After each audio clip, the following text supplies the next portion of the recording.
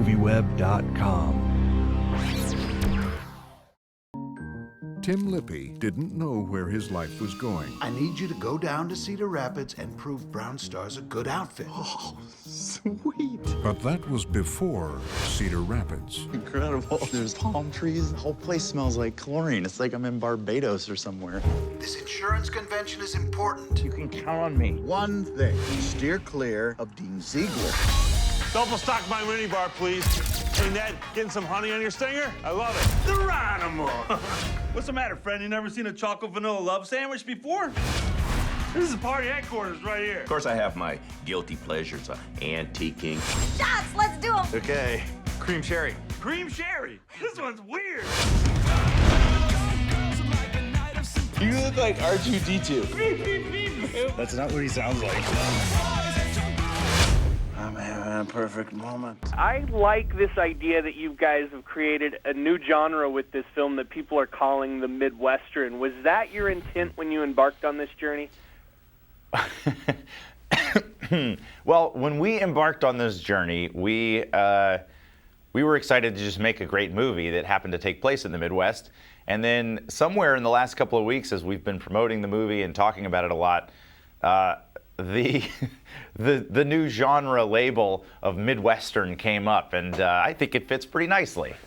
I think it fits great, and I love this movie. Now, I have to ask you, John C. Reilly asks your character in the movie, why did you do it if you're going to freak out? And I want to know, why does Tim do some of these things we see him doing in this film?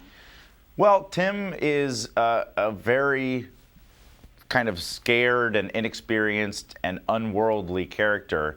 And we learned very early on that he's had kind of a weird and heartbreaking childhood, not a lot of parental supervision, and he's just built this cocoon around himself. So when he goes to Cedar Rapids, which to him is this terrifying, humongous metropolis, he's challenged in a lot of ways and kind of is trying hard to open his mind and try new things. So that's where we've got a little climbing gym sequence that Tim gets in over his head. But that's really a kind of a small version of the whole movie where he's constantly freaking out at everything around him.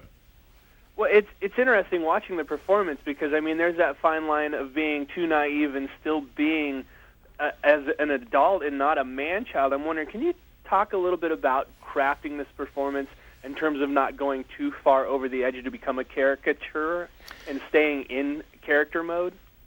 Yeah, that's a great question, and I appreciate your bringing that up because it's something that we talked an awful lot about before this movie was even a script, and we were just exploring the character, Phil Johnston, the writer, and I, and kind of talking about the world. And you know, Phil is from Appleton, Wisconsin. I'm from Atlanta, Georgia. I went to college in Ohio.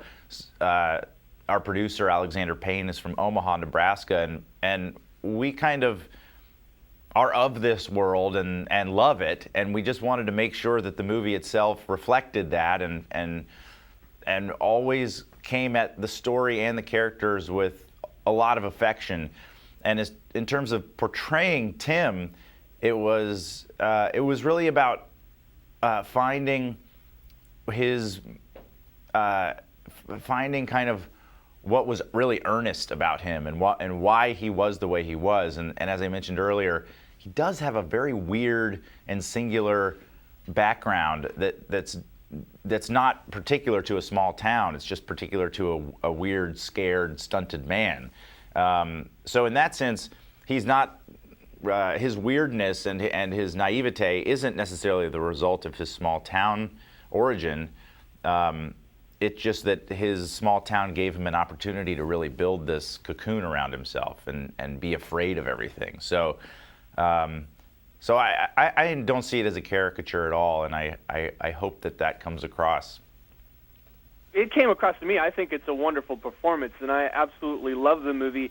And one of the things that really I think is pulled out of the movie is the fact that people that go to these conventions, this is sometimes the only thing they have in their life to look forward to. And anyone that's been to a convention like this knows that it can get even wilder than some of the stuff we see in the movie. But the movie's always based in reality, and it never goes so far over the top that this stuff would never actually happen. Can you kind of talk about how you guys, you and Phil, sat down and figured out how to put each scene together, and where you pretty much called each of these scenes together to sort of have the script that you have at the end of the day?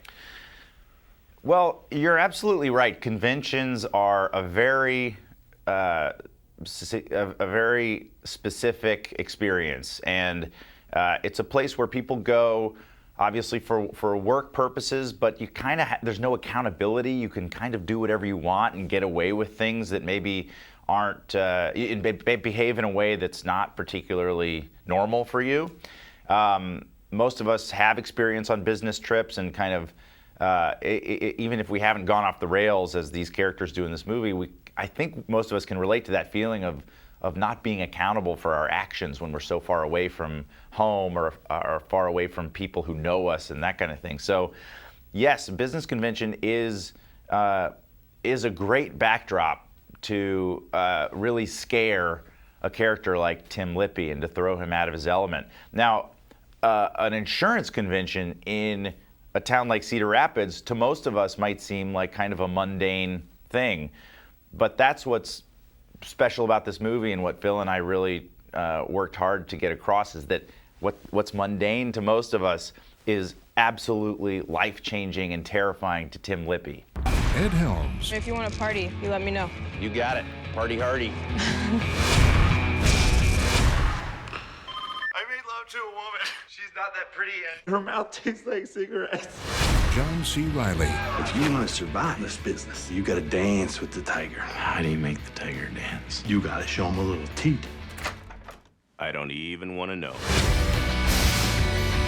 I'm so bummed out! I'm so bummed out! Where's Timble? He's practically my best friend at this point. You just met him 2 days ago. You're probably uninsured. No! Say no! Hey! I'm straight up gangster, and I always keeps one in the chamber in case you pondering. What happened back there? I looked up and Ronald was talking like a ghetto person. But I do a pretty convincing Omar from the HBO program The Wire. I love it! Cedar Rapids. What happened? I got beat up, got completely blotto, and befriended a prostitute. It was awesome. Someone deserves 2 bags of honey roasted peanuts. 2 bags. Super awesome.